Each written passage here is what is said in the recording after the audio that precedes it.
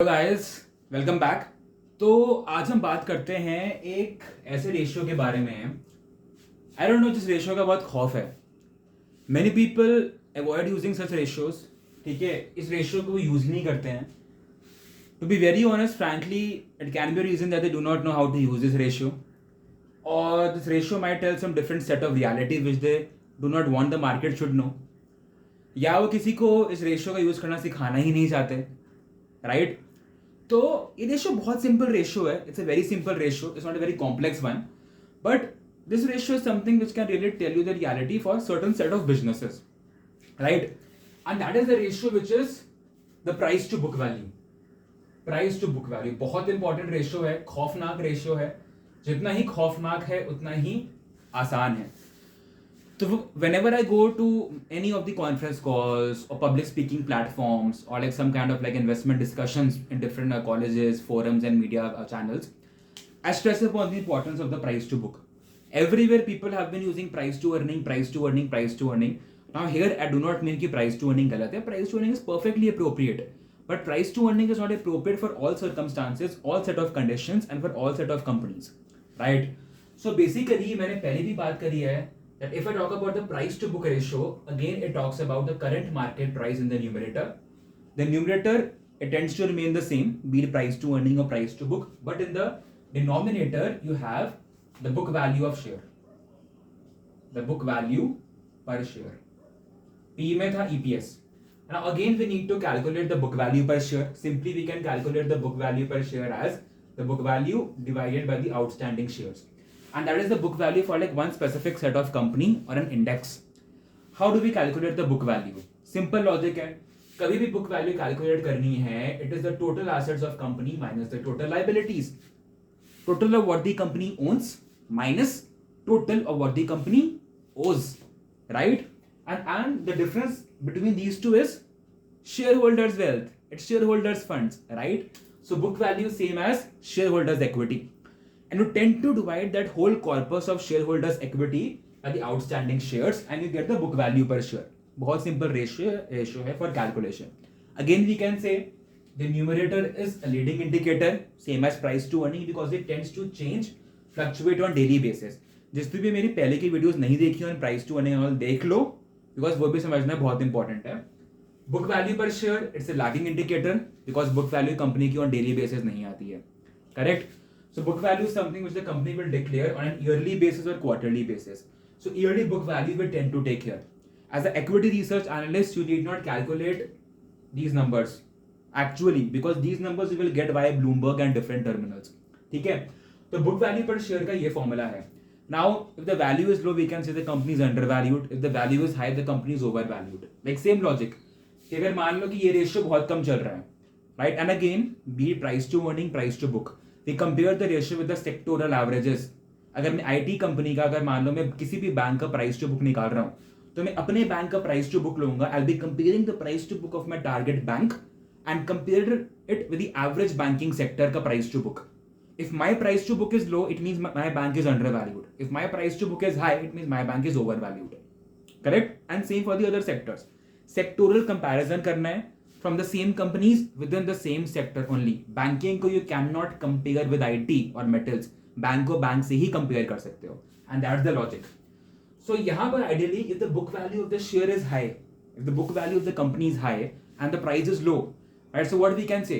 अरे कंपनी के पास assets, shareholders equity की वैल्यू तो बहुत बड़ी है, कंपनी की नेटवर्थ तो बड़ी स्ट्रांग है, but the price at which the company is trading in the market is low. The company deserves a higher price. In that case, we can say this multiple is undervalued, and the vice versa can also take place. कि assets घटिया हैं and company की net worth बहुत ही बेकार है, liabilities बढ़ती जा रही हैं, assets कम होते जा रहे हैं, बेकार घटिया कंपनी है, price to book value is high. In that case, we can say the company is overvalued, and ऐसी companies को we should sell off in the market or discard it off from our portfolio. Correct? Now, this price to book value is very popularly being used, I'm telling you, popularly being used for all kind of cyclical industries. All kind of cyclical industries like which you find. Cyclical industries और asset heavy industries. Heavy industries में price to book value he use होता है. EV to EBITDA भी होता है, we'll talk about that later. But price to book भी होता है. Price to earning नहीं कर सकते उन companies के लिए use. Be it your defense, be it your real estate, be it metals, be it cement, right, beat power companies, right. So all these kind of companies के लिए price to book ही use होता है. And also for the BFSI space, banking, financial services, insurance companies, be it public sector bank, be it private sector bank, be it NBFCs, insurance, price to book value he use होता है. Because usually what happens in case of heavy industries, price to earning multiple का like bookish logic क्या है, और अगर मैं बोलूँ कि basic logic क्या है, buy at a low PE and sell at high PE. But for cyclical industries, heavy industries, the logic is buy at a high PE and sell at a low PE. I'm repeating this point. For cyclical industries, for heavy industries, the logic is always buy at a high PE and sell at a low PE. क्यों? हम गलती क्या करते हैं? हम cyclical industries को भी low PE पर खरीद लेते हैं. And PE कब low होगा? जब EPS high है. These industries are cyclical industries. They take years and years to generate revenue, to generate the profitability, to generate EPS, right? And अगर हम यहाँ पे खरीद रहे हैं जब EPS already high है, it means it is a top of the cycle. EPS has reached the peak and after this you might face a decline for 4 to 5 years. गलत valuation पे खरीद रहे हैं. But when we purchase it at a higher PE, मैं cyclical industries की बात कर रहा हूँ, heavy industries की बात कर रहा हूँ, सिर्फ और सिर्फ. अगर हम उसे high PE पे खरीद रहे हैं, मतलब EPS कम है, correct? EPS is low. It means the EPS will be generated in future after 1 or 2 years, because there is always a gestation period for these cyclical industries. They invest thousands and thousands of crores into heavy infrastructure assets, and it takes time for those companies to recover their investments and to make profit. So ये best time है high PE के time में जब company का profit नहीं बना है, but हम उसको यहाँ पे खरीद रहे हैं when the EPS or the profitability cycle is at peak. Maximum मुनाफा कंपनी का बन चुका है और हम गलत टाइम पे खरीद रहे हैं. तो अगर ये लॉजिक पे रहें तो हम सही डिसीजन लेंगे, बिकॉज साइक्लिकल इंडस्ट्रीज के लिए या हेवी इंडस्ट्रीज के लिए whenever the PE is high, your PB is low, and when the PE is low, PB is high. या तो PE का फंडा उल्टा निपटा लो या PB को देख लो. साइक्लिकल इंडस्ट्रीज को buy at low PB, sell at high PB, और buy at high PE और sell at low PE, right? And the same logic holds for the BFSI space, because banking की books होती हैं, banking की book होती है, and books में होते हैं एसेट्स, एंड बैंक के एसेट्स क्या होते हैं? लोन देना एंड लोन लेना.